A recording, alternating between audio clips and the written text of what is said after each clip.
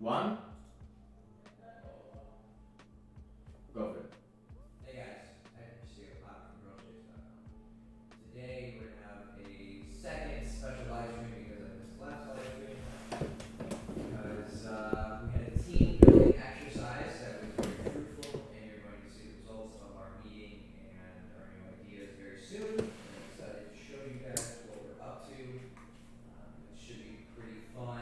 The content will be even more in depth, even more.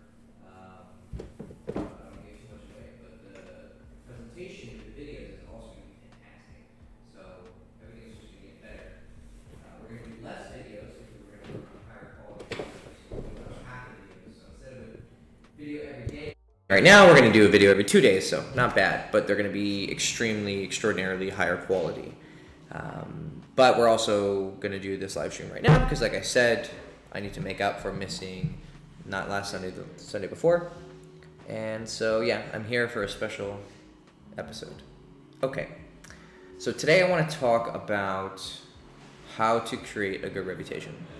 And the idea for this came while I was talking to a friend earlier, and I was discussing something that happened in college. And if you want to hear this story, it's actually in my college book, which is in the description if you're on YouTube.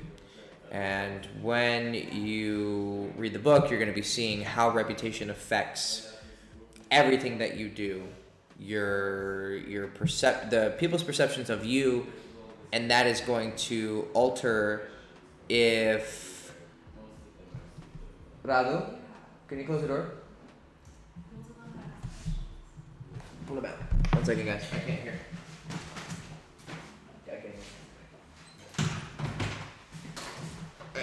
Sorry about that.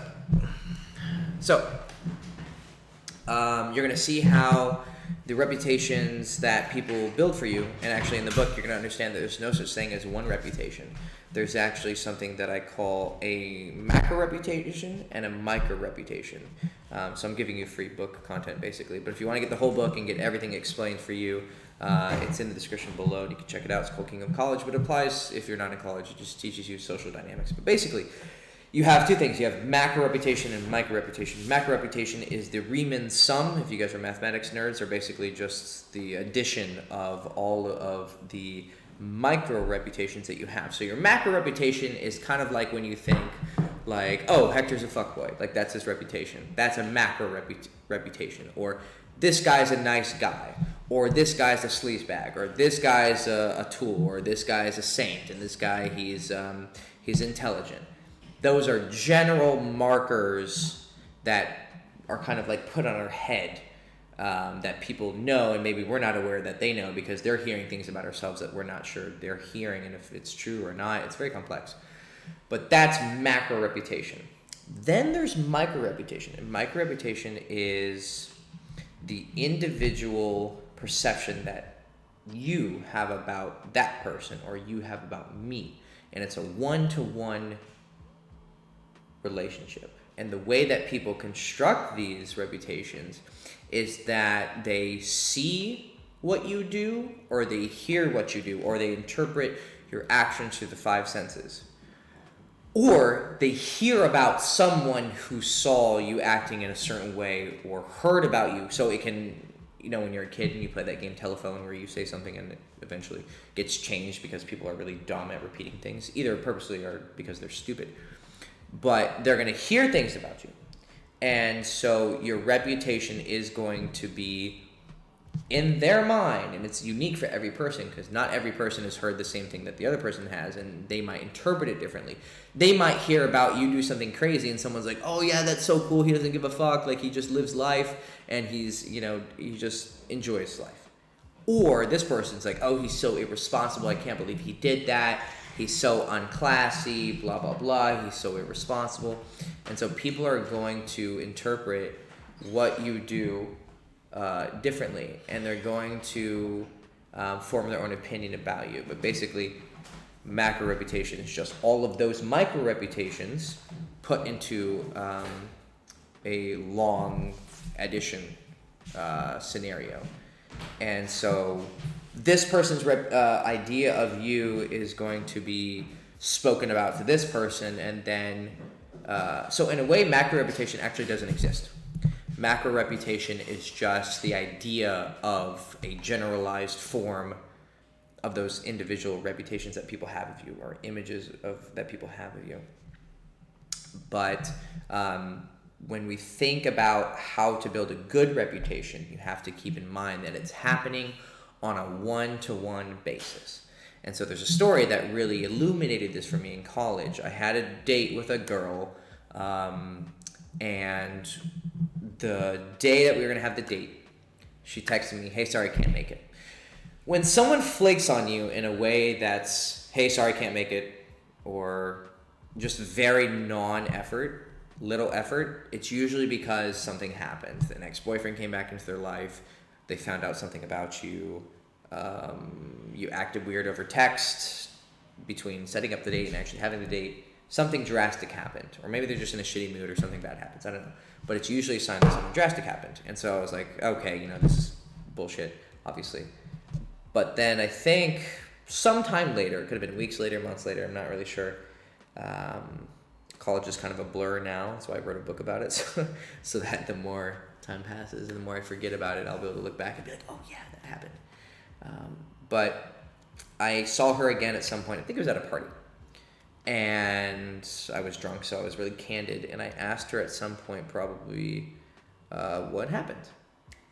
And she told me, "I have this friend, and she knows you. And she said you were a douchebag and told me not to go on a date with you." And so what I found out was that this particular girl, and it's not even one of these scenarios where like I fucked her over, or I fucked her and never called her back, or anything that would really make a girl mad. We had a math class together, and I was a shitlord in every class. I slacked off. I was horrible at school. And one of the things that I would do a lot is be responsible in class, and that meant talking a lot. And when I talk, usually bullshit comes out of my mouth. And so I was in this math class with her, and apparently she just didn't like the way that I acted. She said I was an asshole and a douche. And because she was friends with this girl, she had influence over her because they were old friends apparently.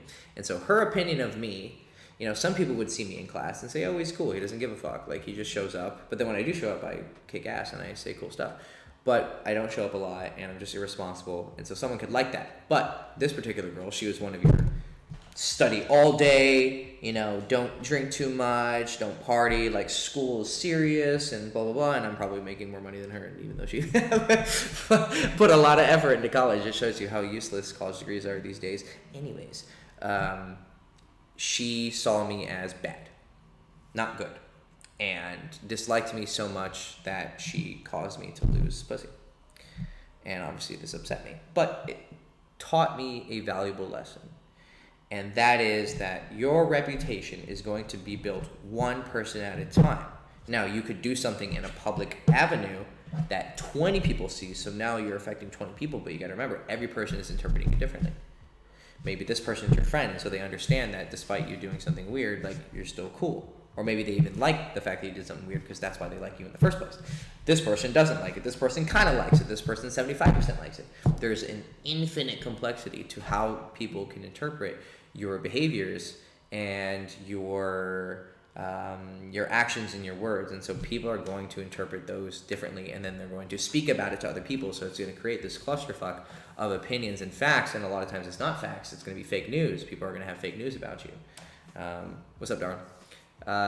They're going to, actually, speaking of Darwin, he heard one time, wait a second, let me make sure the right people are listening. He's probably laughing right now.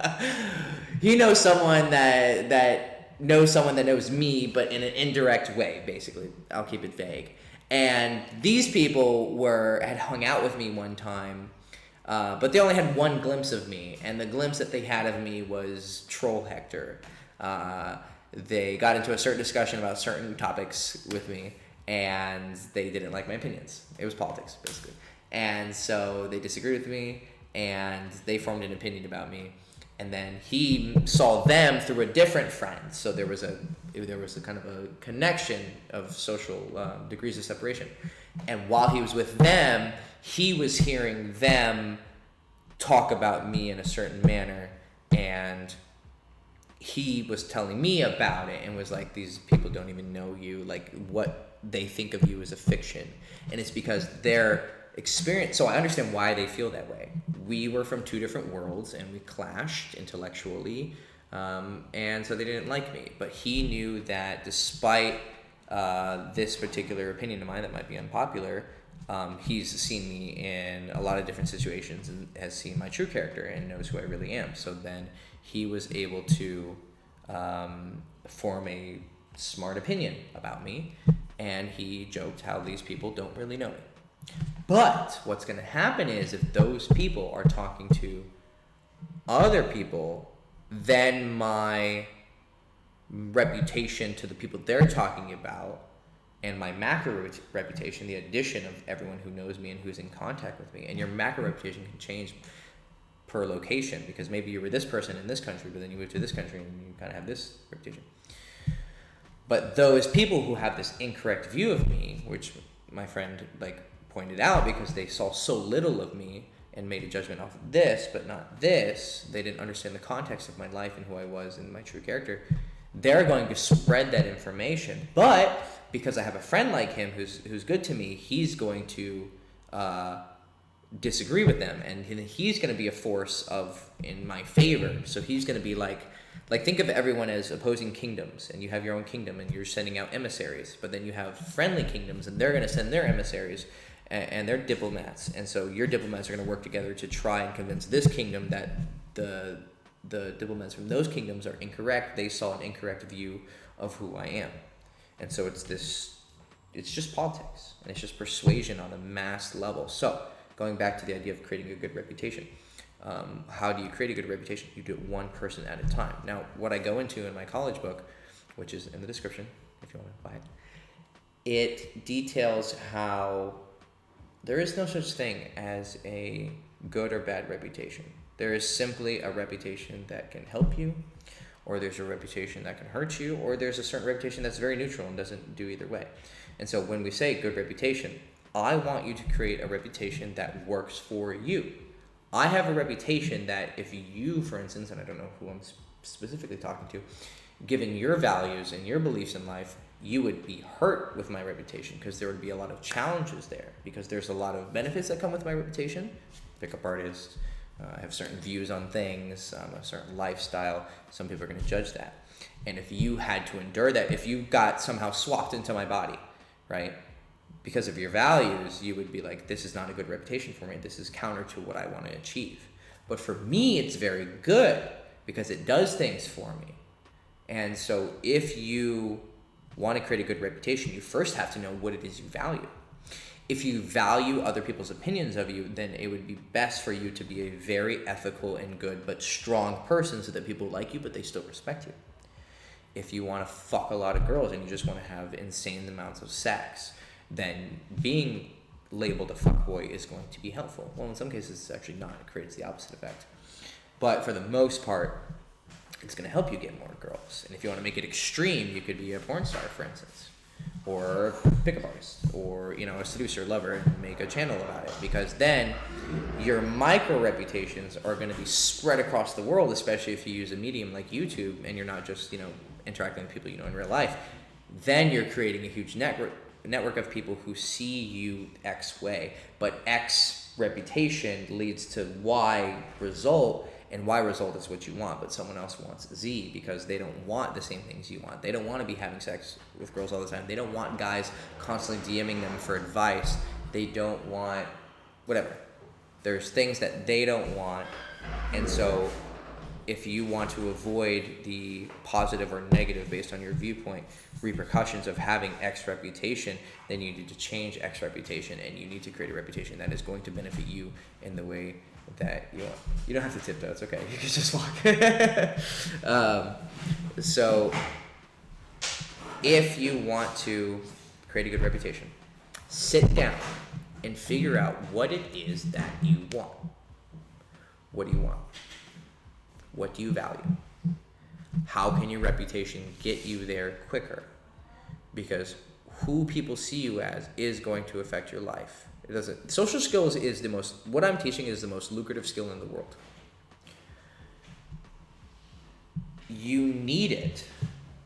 And I've heard this from people who hire in very technical fields. They're like, look, I would rather hire a guy who has no background in programming, for instance, and pay him to train because he knows how to communicate and talk to people. But then I have this guy over here, and he has no ability to talk to people. He's rude. He has bad hygiene, whatever. He's an amazing programmer, but holy God, is he not fun to work with. Maybe we'll put him in a remote location, but we need this guy who's maybe 40% worse, but because he has social skills, he actually brings up the team and ends up giving the company a greater output, right?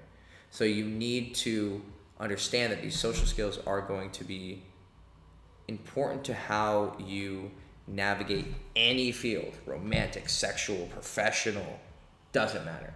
You're going to need to know how people think about you and how people view you, and you're going to have to tailor your image to be what you want it to be. And I'm never advocating that you fake this. I'm never advocating that you pretend to be something you're not, because first of all, it's not going to be convincing unless you're a very high IQ sociopath. But even then, you're going to make a mistake and your image is going to shatter at some point. Don't do anything that makes you betray your values. Don't do something that you wouldn't want to do just for the sake of the reputation. If you're willing to experiment, then go ahead. I've experimented all the time. I'll post stuff on my Instagram that I'm like, maybe I shouldn't post this, but then I'm like, maybe I should, and I give it a try because it's within the acceptable range of behavior. There's very few things that are outside of my realm of behavior when it comes to, I mean, as long as I think it's moral and it's legal, of course, and I consider myself a very highly moral person. May surprise some of you, but I have like a set range of, okay, as long as I'm not hurting anyone, as long as I'm not breaking the rules of, whatever medium I'm using, and as long as I'm not being cruel to someone and I'm not directly hurting someone, then I'm going to do this, even though maybe it's a little bit outside my comfort zone, and maybe for instance, I have to admit something about myself or my history or my view of the world that might embarrass me. Some people might think it's lame or silly or stupid or illogical or whatever. I could be judged for it. But because it's within my acceptable range of behaviors and I just have to push my boundaries a little bit, why not? I'll do it. I'll experiment. So I'm willing to experiment how people see me. And then I pay attention to the results of it. I'm always paying attention to the results of everything that I do. After every interaction with a person, after every post on Instagram, after every video on YouTube, I'm calculating how this is affecting people's view of me because it's a tool. Your opinion of me really doesn't matter that much in and of itself because I've encountered enough hate to kind of have a thick skin. And so I'm not perturbed by that. But at the same time, I do really care about your opinion because then that's going to affect how I get what I want. So if I can have a lot of you like my videos and like my content, then it's going to grow my channel. And growing my channel is going to put my face out there so pretty girls are going to see me and want to suck my dick. I'm going to get attention to my products, and so I can sell my products. I'll satisfy my own desire for understanding how people work on a marketing level. Maybe there's some intellectual benefit to it, but basically I'm doing what I do on purpose. I'm very purposeful with a lot of things that I do, and you should be too. Some people will say, oh, that's manufactured. It's be like, oh, so you should just like randomly do shit and not have any strategy in your life. That just sounds stupid. It doesn't sound natural. It just sounds really stupid. So become more mindful about what it is you do. And go out of your comfort zone enough that you're not totally feeling crazy, and find the actions that are going to create the reputation that you want and that are going to get things for you that you want in this life, and see reputation as a tool. So if you want a good reputation, find out what a good reputation means to you. Make sure you're not betraying yourself. But still push your boundaries as long as you're not hurting anyone or betraying your deepest values. But maybe you want to experiment with new values. So once you figure out what it is you want, what it is you're willing to do for it, go out and do it. And do things that will make people who see or hear you or hear about someone seeing or hearing you, make that experience that they had or heard about having an image of you and a thought of you and a memory of you that is conducive to creating that imaginary reputation, because it's all imaginary. No one is ever going to know truly what is going on in your own head. I mean, you don't even know what the fuck is going on in your head. You have no clue. You're constantly in a state of confusion. I know because I am, and I'm one of the most aware people that I know, and I'm constantly in a state of confusion. So if you don't even fucking know what's going on in your head, how stupidly off mark is everyone else? There are things about you that only you know, or maybe a few people know, and everyone would be like, what? You think that? You feel that? You want that? You've done that? So no one's ever going to know what's in your head. I'm never going to know what's in your head. You're never going to know what's in my head. But I can do my best to create a line where what I'm thinking and what I'm feeling and what I want is in line with what I actually do. And then when people see or hear about seeing what it is that I do, then they're going to start to think, Hector is that way. And if I'm doing it right, and I'm doing right action, and I'm creating a good reputation by my own definition, then I'm going to get more of what I want, because what I want is created by that reputation. And the more people that have that reputation, the better I'm off. And it creates a perfect circle of action and reaction based on your reputation. Cool. All right. So that was how to build a good reputation. Let's move to Q&A.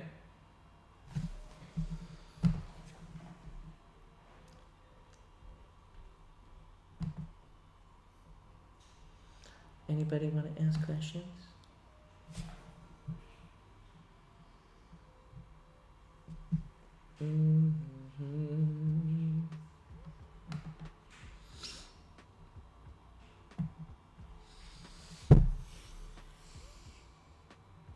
Bogamiash Pula, it means someone asked what he spelled it Bauga Mispole. Yeah, Bogamiash Pula. It means like I thrust my dick, right? Yeah, like I shove my dick into you. Yeah. So Boga is like I shove, and then Pula, Miash is my, and then Pula. Yeah. And I like to say Boga Miash Pizda because it doesn't make any sense in Romanian, but I shove my pussy onto you. So if you hear me say Pizda, it means pussy. If you hear me say Pula, it means dick. And I'm constantly around these Romanians, so I've adapted their savage language, and it's a lot of fun. I just naturally curse in Romanian now. I don't even think about it. If I hit my leg, I'm just like, Pula now. Should I approach regardless of her behavior? Well, come on, dude. He's a coaching client. You know how to ask a better question than that. Be more specific. Like, context is everything. Well, sometimes you can misinterpret her signs. Like, we were sitting at lunch, and then I saw a really, really pretty, well, she had a great body, and then she got closer, and she was decently pretty, but I saw her walking towards our table, and then there was a friend behind her, and she saw me staring at her, because I'm very unabashed with my attention, and she kind of got this, like, stink face, and then grabbed her friend, and was like, hey, come here, and, like, put her, in front, so, like, I guess I couldn't see her anymore, but I was like, you're right there, and then, like, kind of walked with her, and so, obviously, this was a sign that she didn't appreciate my gaze. But I've had girls have that stink bitch face and walk past me and seem totally uninterested. But then I actually have the balls to run up to her and to say hello. And then she becomes like a kitten and she's super nice. So actually, in that situation, she may have gotten mad, not because I'm giving her attention, but because, oh, there's another guy who's staring at me, which, I mean, she looks sexy as fuck, so of course everyone's staring at her. But like, oh, here's another guy who's staring at me, but then deep down what she's saying is, and he's not going to approach me. Whereas if I would have approached her, then my attention would have actually been a good thing, and she would have appreciated my masculinity and actually having the balls to go up and talk to her. But on the surface, and probably the most likely answer to why she acted that way was because she wasn't interested. But it's quite an exaggerated response. Usually if a girl's not interested, she just ignores you. So, yeah. Because girls can like you but be mean to you. It's really complicated. But your question is simple. Should you just approach her despite her behavior? If you want a high success rate, no. If you want a high success rate, you should be definitely paying attention to the signs that she's giving you. But if you're looking for results, then I would suggest that you just approach whatever the fuck you want. Unless, like, she's obviously just not interested. But like I said, if a girl's genuinely not interested, she usually ignores you. If a girl's giving you some attention, there's usually some sort of chance there. But I prefer to look for good approach invitations, but sometimes you can't have an approach invitation. Sometimes you need to look for signs of, is she open to being approached? So there's a distinction there. Oh yeah, okay, we could do a video on this. Or I think we did, not sure. I've done so many now. Approach invitation is when a girl says, I want you to come talk to me because, oh, God damn it, Leo.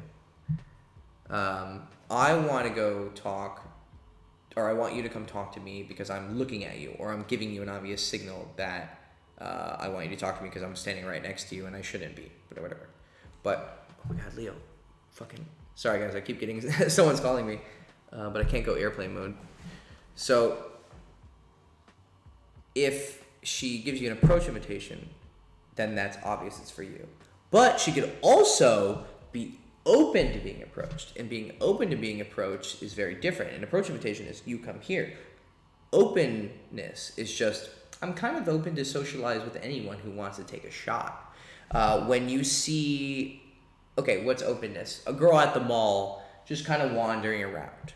Okay, think very clearly. Some of you are like, oh, I don't want to bother her. If she was very busy, she probably wouldn't be at the mall just walking around.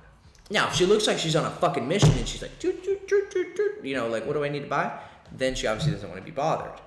But also you have to think, again, very logically, how is you talking to her bothering her? If it goes well, you can end up fucking her. And I don't know about you, but girls love sex. They really, really like it. They wouldn't be screaming that loud if they didn't. So if you're going to approach her, then you are giving her the possibility of having a really great experience. So she's open to being talked to because she's kind of lackadaisical. Okay, what are some signs? Walking around, aimless. If a girl's really bouncy and happy, if a girl is seeming to be, she's not necessarily like wandering, but she's going where she needs to go and she looks purposeful, but she's also kind of turning her body a bit. So like very subtle wandering. So yeah, happy, aimlessness, and what would be another sign that she's open to being approached? Very sexy walk, like a very exaggerated walk. Usually girls do this when they're ovulating. Their hip movement will become very wide and very strong, and what they're trying to show subconsciously or consciously, they're like, oh yeah, I feel so sexy, and they're walking with that, that pimpling. What they're feeling is that they want to mate, or their body knows that they want to mate, and so it's going to just exaggerate. It's going to give her sex hormones, and she's going to just start to look sexier. Or she's going to be wearing revealing clothing. Oh, this is a terrible discussion that would trigger so many people. But it's not exactly illogical to say that if a girl is wearing pretty tight stuff, that she's at least interested in some attention. Yes, girls like to dress for themselves, whatever, blah, blah, blah. But if she's, going to a club and she's all dressed up, she wants at least attention. Maybe she doesn't want anyone to approach her. I could just imagine the feminist that doesn't mean she wants you to talk to her just because she has her tits popping out and her ass popping out. It's like, oh, well, I don't know. Common sense. So give it a try. So if a girl's wearing yoga pants and her ass is just spilling out and she's got that fucking tight little thing where they do like the stomach t-shirts and she's got her makeup on and she's just looking fine, like, yeah, go approach her. She's open.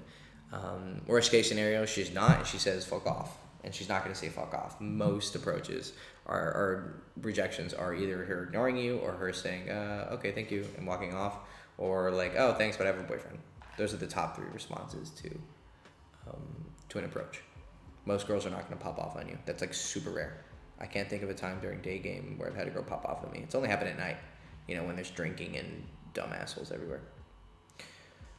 Okay, what's the first thing you say when you do a cold approach? Hey, nice tits. No, I'm just kidding. I've said nice ass before and gotten laid. Have I said nice tits? No, I need to try it. I should try it. It's 90% of the time a direct compliment, and I tailor it. I'm not. I'm thoughtful about it. You run up and excuse me. Yes. So I saw you back there, and you look great in that dress, and I just had to come say hi. I'm Hector. That's all I do. I just pick something I like about her, and I tell her. It's not even a line. I'm just expressing my interest to her.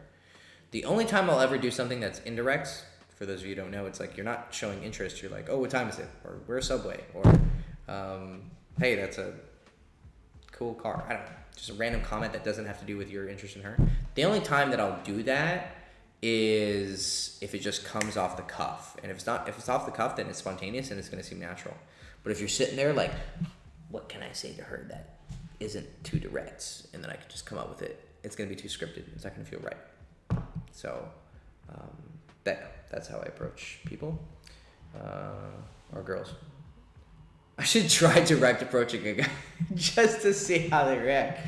Excuse me, sir. Yeah, I was walking back there and I thought you look like you have a very big dick and I would be interested in.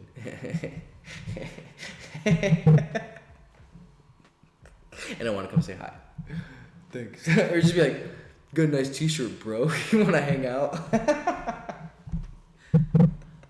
That would be it. Oh, hey, what's up, man? Nice to see you. But yeah, that would be funny. We can have a website called Guys Chase and just teach you how to suck dicks and fuck asses and get fucked in the ass properly. How to take 3 dicks at once with demonstration video. Here's the link to Pornhub.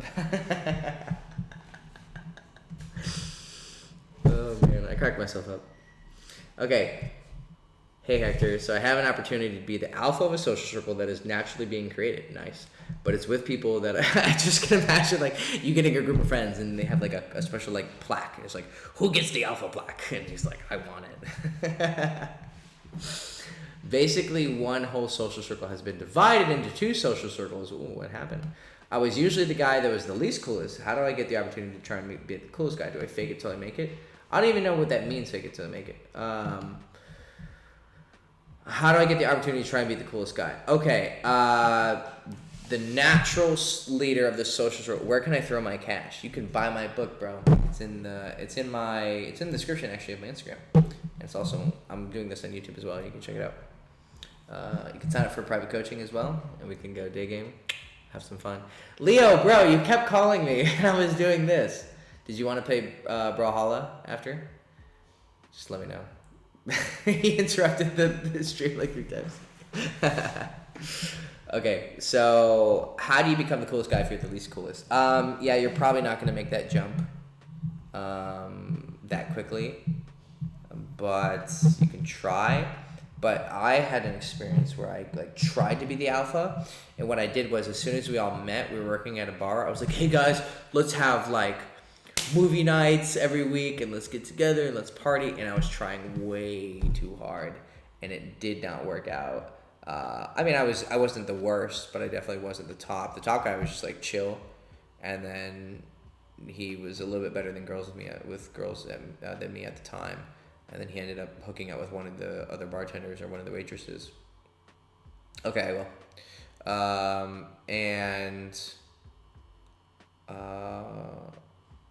I realized that if you force yourself to be alpha, unless you're straight up creating it, then you're the alpha by default. if you create, one way to create a social circle and be the automatic alpha is to actually introduce friend A to friend B and friend B to friend C, and they didn't know each other, but you all knew them, so you're the connection. And if you're decently dominant and socially calibrated, then you're going to be the natural alpha. Now, if you have a social circle that is currently splintering and having a schism, then you have to, I would say, pick the social group that you would have the most fun with, and then maybe is the lower level. Because if you were in last place, then you're not gonna just automatically jump up. What you do is you pick the somewhat less advanced, socially calibrated social circle, and then hang out with them, and then try and work your way up. But in my experience, you're not gonna directly, and I go over this in my college book, actually. So for those watching this, in the description below, check it out. It's called Kingdom of College. Or if you're on Instagram, it's in my description. I forgot the fuck I was talking about. Totally lost track.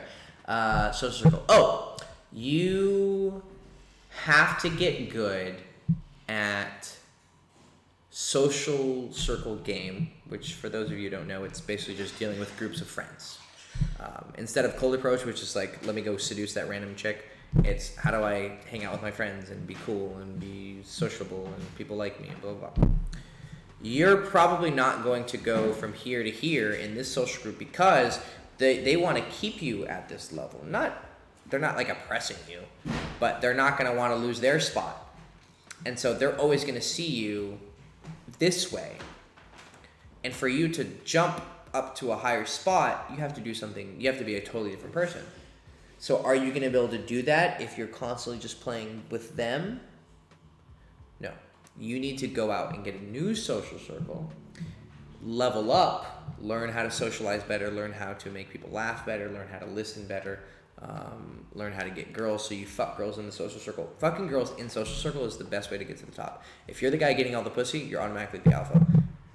In general terms, you may not be the alpha in the sense that you're the one inviting everyone out and who's leading, because that's technically what the alpha means, but you're still going to be the top guy because you're getting all the pussy, and that's what everyone's trying to do. The only reason people want to be high in social status is to get money or to get pussy. That's all or attention. They just want to get attention, money, or pussy. So if you're fucking the girls, you're already at the top, because usually people want to get the attention and get the money to get the pussy, and I just am very simple, and I'm like, why not just get the pussy, get the money after. So you need to level up your social skills here so that when you come back here to this social circle, they're like, whoa, he's kind of different. I don't know, he seems more chill. Maybe you were too talkative and you were fucking annoying. Because there's reasons why you're low on the totem pole. Let's say you were just really annoying. Okay, I go over here and I spend a couple months with these guys, and I don't know, I deal with some insecurities, I deal with traumas, I improve my comedic timing, I get more calm, I just get comfortable in social situations. And then I come back and I have this different vibe, and they're like, oh, Hector's acting different.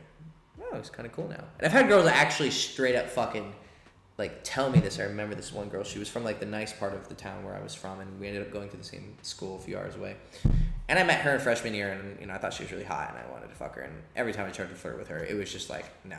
And that's because in high school I was a complete loser. I was going to college like a fucking noob. It was tabula rasa. I was just an empty fucking slate.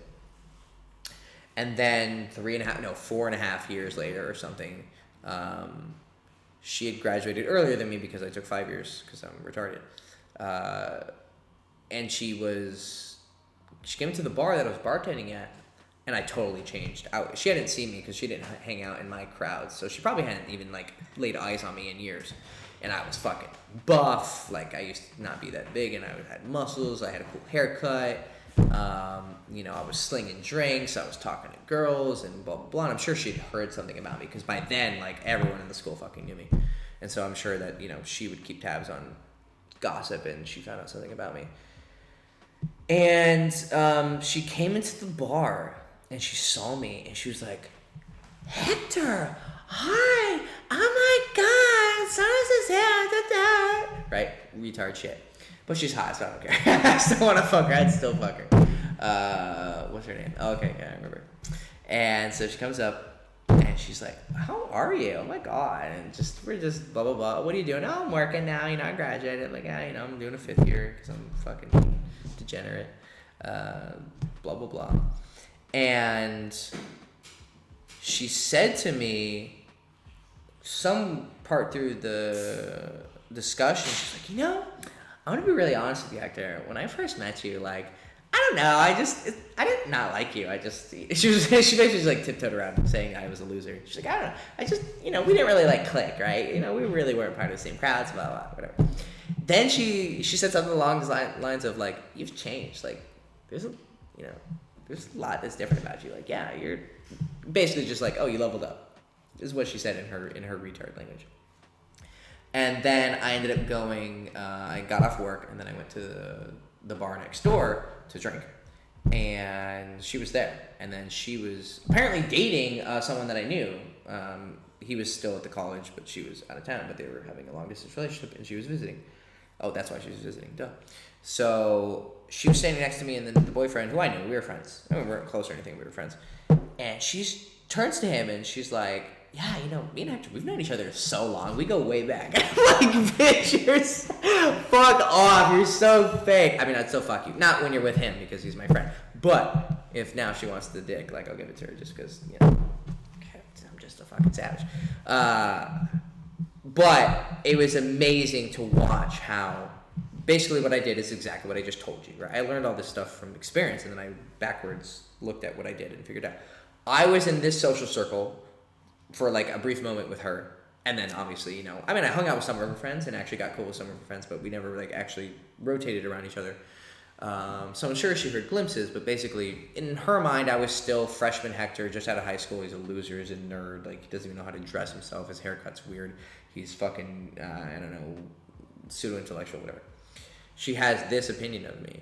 But then I go off into the distance, into the woods, and I train in the mountains and meditate under waterfalls. Basically, I talk to a lot of people and fuck a lot of bitches. And then I come back, and then I'm like, here, right? I'm the king of my college.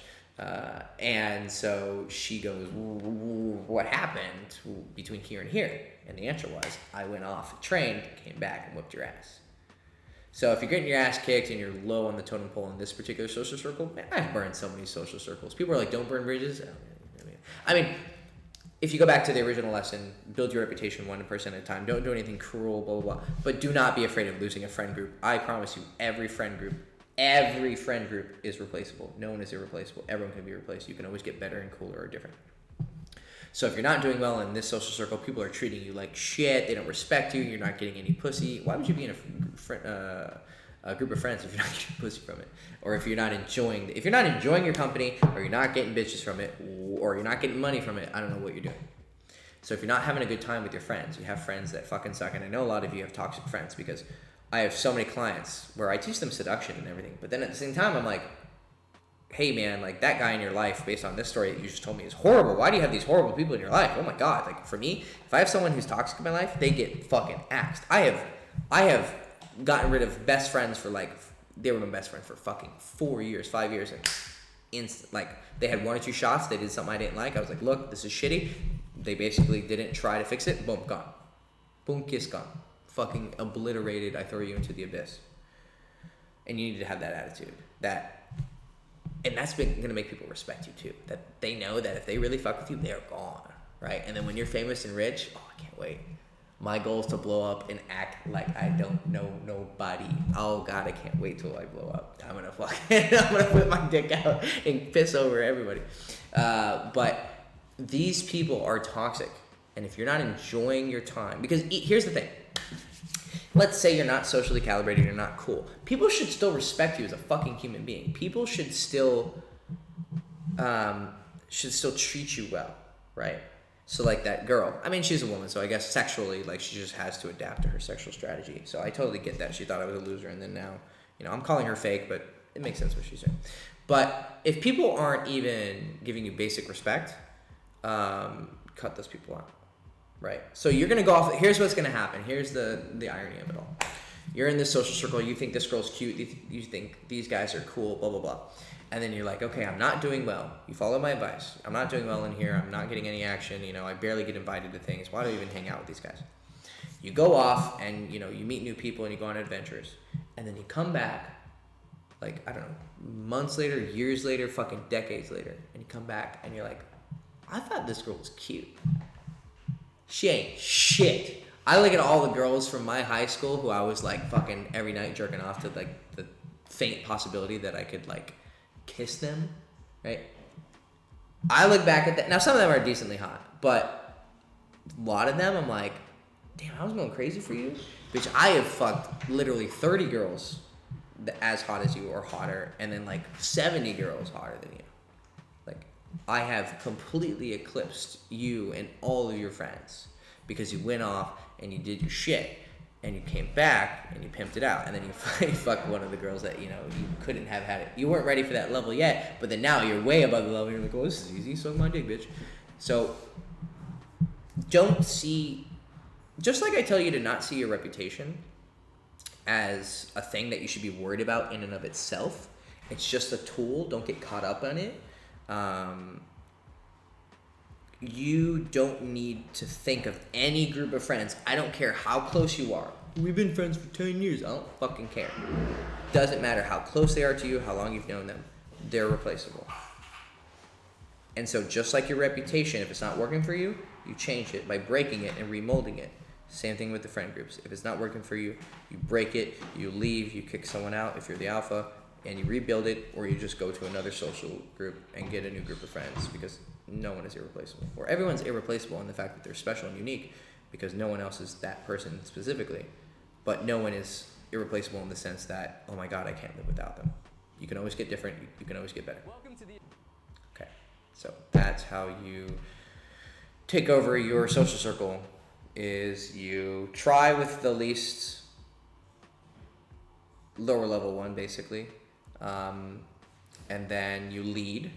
I kind of started the story and then I kind of lost track of it. Sorry. Basically, the person who's the leader is the one who's usually texting everyone to hang out, and they're following him. They're coming to his place, or his "let's go here" command is going to be worth much more than this person's "let's go here" command. So you try that. If it doesn't work, then you got to cut your losses, get rid of that social group, go out and find other social groups, level up, have fun with them, and then if they don't work out, get another one, and another one, another one, etc. And then maybe in a few years, a few months, you come back and you hang out with these guys, and you're like, oh, you ain't shit. And then you fuck this girl who you used to love. So I don't know what that means. What? 15. Oh, 15 minutes left? Oh, okay, cool. Hey, Hector, you remember doing a video call with me? You said you knew a guy who slept with 1,000 women. What's his secret? Yeah, of course I remember talking to you, man.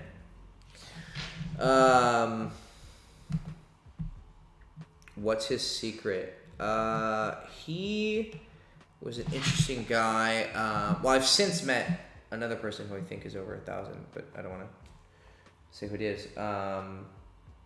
This particular guy, he was raised by a single mother. It helps that he looks like a fucking football player. He's a tall dude, like fucking probably like 230, 240. Decently good looking guy.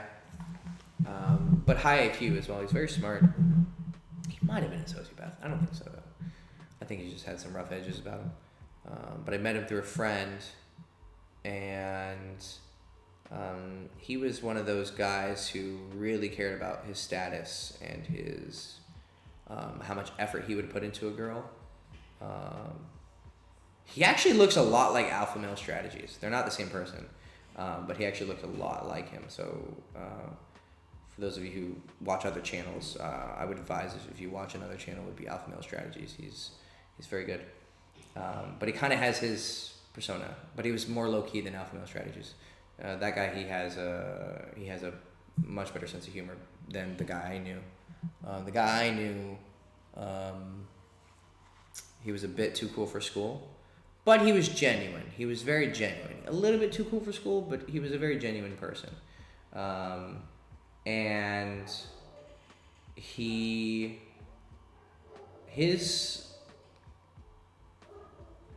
move was stand in the club. He's kind of similar to the other guy who I knew. I think the other guy's better. He doesn't have the lay count that this guy has because this guy was like 32 and my friend was like 23. But my friend was fucking way hotter girls and much more consistently. But this guy, he would kind of just stand in the club. He was well dressed, very crisp. Just a simple t-shirt, nice jeans, nice sneakers. And I think one chain, couple rings, nothing gaudy, nothing crazy. And he would just stand in the club. It helped that he was tall. So he would command attention. He told me that he would mostly go out alone, which makes sense because he was raised by a single mother. He's kind of independent. And I'll finish his story real quick. Single mother, and then when he was like 18, he started going to the clubs because he looks like a fucking 32-year-old when he was probably 18. And so he started going to the, as you said, the teeny bopper clubs. And he would just go to the club and girls would just walk up to him because, you know, it did help that he was tall and good looking, but he developed a sense for very fine-tuned sense of who's interested and who's easy or who's like a good choice. And girls would come up to him and basically they would give him their phone number, and then he learned very direct, quick game. I actually modeled a lot of my game off with him, and he just started sleeping with girls since he was 18. And before that, he was just like helping his mom out, from what I remember. And then I don't think he went to school. I think he just was working and fucking girls. Because again, to fuck like 1,000 girls, that's a time commitment. I don't know if you guys realize, but I'm like busy. It's like it takes a lot of time to meet girls, text them, hang out with them, fuck them again, see them again, talk to me. Like it's a lot of time. So for him to fuck 1,000 girls, like he just worked and then just fucked girls. And his method was, like I said, he'll stand in the club, he'll just chill, and then once he sees someone who gives him a sign of interest, explodes. He's like, hey you, come here. Very aggressive. And it's a nice mix because he's stoic and goes off of status, and then he waits for a moment where she's going to be a high percentage shot, like she's giving him a sign, so it's very likely she's going to come and talk to him and he's not going to look bad. So he's very good at maintaining his status. He is an expert at sprezzatura, like law of least effort, and he's just every movement he does is as little and as lazy as possible, but he is very genuine. He was a very genuine guy, and so I enjoyed his, and he was an older guy than me, so he was someone that I could kind of look up to at the time. I haven't talked to him since I met him, but obviously some of his physical characteristics are attractive, but I know tall people who are not good at getting girls. I know buff people who are not good at getting girls, so he took advantage of that, but he learned good game, and I saw a glimpse of what he was doing. He would just talk to a girl for like a couple minutes, and then he would he just texted her like, hey, you want to get a hotel? Like, hey, do you want to hang out? And he fucked a lot of girls through social circle as well. He was very well known in his city, and I remember hanging out with these two chicks. They were a bit older, but they were full of life, and one of them was flirting with me, and she was like, yeah, blah blah blah, talking about sex, and then she's like, well, he would know, and pointed to the guy. I was like, oh, okay. And so I guess they fucked. And then, hey Joe, how are you, buddy? I appreciate it. 12 out of 10 will bang, don't worry, I'd fuck you too, buddy. You're a good looking man. But then I was flirting with the other girl, and she was like rubbing on my dick or something, and then I think at some point she was like, yeah, I fucked him too. I was like, oh, cool. That's cool. So he would fuck a lot of girls through social circle. Smash or pass. Yeah. Oh my god, I should do an episode of Smash or Pass. That would be fun. But Joe would be, out of everyone in the chat right now, I'd smash Joe. He's the best. When are you gonna come hang out, man? Hi Ambrose, how are you, man? Sorry I missed you when I was visiting. I'll see you next time, I promise. But back to the story. What was I talking about? Oh, the guy. I keep wanting to say his name, but I don't want to say it. Let's see. Let's go to another question. I can do one more question, I think, since I take so long for fucking questions.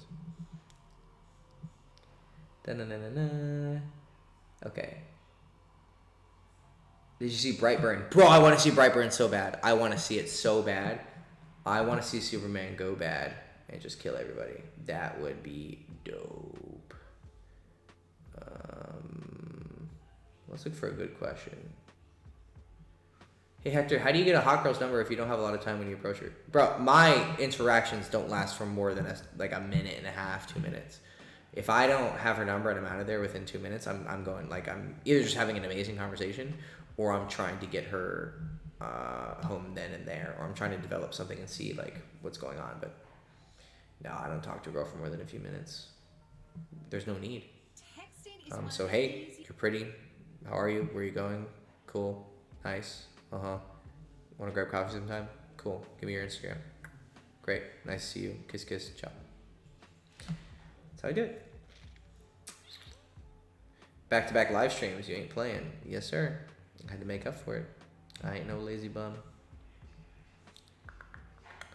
Bro, about virginity, I still have mine. You think I should get it over with or wait for someone that at least I can trust? What do you mean trust? What do you mean someone you can trust? You're not a girl, bro. Your virginity is not important. I know that sounds horrible to some people, but it's not. Just get your dick wet. So I don't risk the humiliation. Oh, you're afraid that when you do fuck, like, you're gonna be, she's gonna be like, oh, this guy's lame, bro, just get your dick in there. I've not given the greatest performance at times, and whatever. At least you got your dick wet. Bro, she could go out and say, you got a small dick, you can't fuck, you can't even get it up, blah, blah, blah. She could talk all this shit. We have the nuke of nukes. Still smashed. You can't unfuck me and you can't unsuck me. My dick forever in recorded history of all eternity, my dick was in your pussy, my dick was in your mouth. And you can never change that. So who cares if you were bad? And actually, if a girl complains about you being bad in bed, it actually is kind of good press. Now, if a lot of girls say you're bad in bed, then it's negative press. But if one girl says you're bad in bed, I don't know, she could be lying. She could just be mad you didn't call her back. People don't know the details. Unless they know exactly what happened because, they were there, but I don't know why they'd be there. So, dude, just get it over with. Just fuck a girl, man. Just fuck a girl. 3 minutes. Cool. A lot of pimp seducers happen to be raised by single moms. Is this just a coincidence? No, I don't think it is, actually. So I was raised by a single mom. And I'm a pimp seducer, so I'll tell you my experience. Basically, what happened is I have an extraordinary level of empathy for women. I know how women think. I know how they feel. I can almost sometimes feel like I'm a girl. Like, I can be in their head experientially, and that's what's helped me understand, like, if I do this, would a girl like it? And then I'm like, okay, let's imagine I'm a girl and a guy does this. Is that hot? No. Why? Well, because it looks like this or sounds like this, blah, blah, blah. The only issue, so it's like a double-edged sword. So you get all this empathy for women, but then if you don't at some point grow a big ball sack and, like, get your masculinity and your sexuality in there, then what's going to happen is you're going to turn into a woman. And then you're going to be really soft and really submissive, but because you have a male DNA, male structure, male brain, there's going to be some disconnect between your behaviors and who you want to be. And so you're not going to be effective at all. But if you do get your sexuality and your masculinity and your strength, and you learn how to, what Zan talks about is your lower energy, then you're going to kill it, because then you know how women think. Usually guys who have single mothers who turn into pimp seducers are late bloomers. Like with this guy.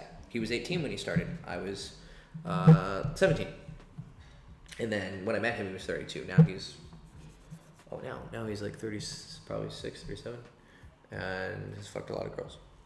So, yeah, single mother raising you. I know it's a thing that the Red Pill community talks a lot about being bad, and it is. You know, it's better for a child to grow up in a healthy household where he has the male influence and the feminine influence, but pain creates interesting things. Normal people do normal things. Fucked up people do fucked up things, either for good or bad. They do extraordinarily cool things or extraordinarily bad things.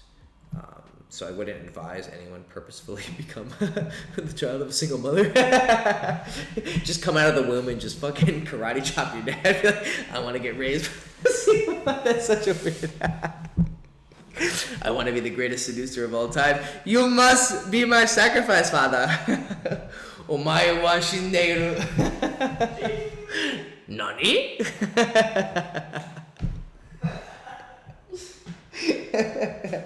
Just come out of the womb and you look at your dad and you just have katanas and you're like, Omae wa shinderu, and he's like, Nani? And just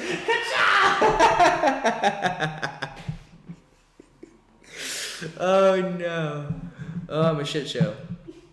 Alright, fuck boys. Oh, my Instagram paused during. Oh no. It paused. Oh, it just randomly shut off. Oh. Okay. Yeah. So for those of you watching on YouTube, thank you for joining me. This is Hector Castillo. Hector Castillo. Girlschase.com. Almost forgot that. Follow me on social media. There's a link in the description below. Follow me on Instagram. You can ask me questions there. I usually get back to people within a decent amount of time. But I get a lot of DMs, so pop in there now and ask your question. Be specific with your questions. Try to be smart with your questions. The cooler and more interesting and more specific the question, the more likely that I'm going to answer it. If you just text me, how do I get girls? I'm going to fucking not respond. Because it's a stupid question, and it's obvious that you have put zero effort into it. So me, even if I did give you some thesis, is not going to help you. I like people who do work. So come to me with specific problems. Hey, this girl, this situation, blah, blah, blah. Okay, cool. That's more fun. Check out my King of College book. I've talked mostly about social circle game this live stream. So if you want to know basically my full theory on it, then check out the book King of College. It's about college, but the principles apply to when you're 90. They never change. People never change. People are always the same. They operate under the same principles. If you want to sign up for private coaching, that's how you're going to get the most benefit, because the information is out there, but it's the question of, are you using the right information at the right time? And as a coach, I can give you a direct line of information and then tailor it to you specifically, but also I know what information you have to hear. What information is going to help you right now with that girl or that girl. So there's a link in the description that you can sign up for a free 10-minute consultation. We can talk on the phone and decide if I can help you and if we're going to work well together. I mean, I can help you. Whatever your problem is, I can help you. But if we work well together, and if you can afford it, because it's a little bit expensive.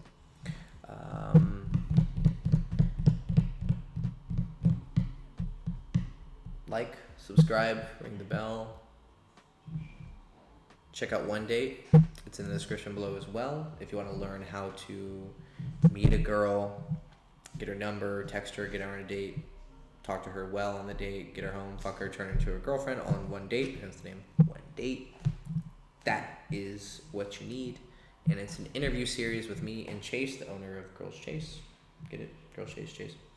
And we talk about his complete understanding after many years with women, and then I give my feedback as well. And it's fun, and we got some pretty girls in the videos too. So yeah, check it out. One Date in the description below.